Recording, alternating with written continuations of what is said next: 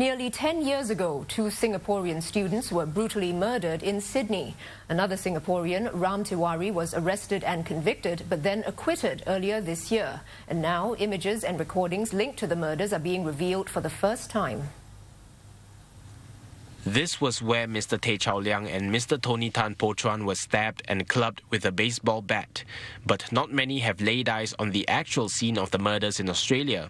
Now, pictures Channel NewsAsia has obtained from Sydney authorities show the gruesome aftermath of the killings. It happened on a Monday afternoon, an afternoon not easily forgotten by the Barker Street neighbourhood where the crime took place. Both the murdered victims were months shy of graduating and heading home to Singapore. The Singaporeans were found viciously bludgeoned to death. Ram Tiwary, a mechanical engineering student on scholarship from the Singapore Armed Forces, lived in the same house as the murdered pair.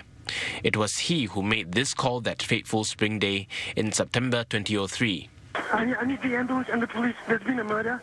Yeah. My two friends are lying dead outside. There's blood all over the place. Mr. Tiwary was the only other person in the house that day. Following investigations, he was identified as the prime suspect. Mr. Tiwary was eventually handed a 48-year sentence, but had always maintained his innocence. Subsequently, he was acquitted of the murders because the New South Wales Court of Appeal found that the evidence had raised reasonable doubt. No one knows who the real killers are. And there will be much more on this week's episode of Channel NewsAsia's Get Real, which tackles the mystery of the Sydney murders. That's at 11:30 tonight, with repeats at these times.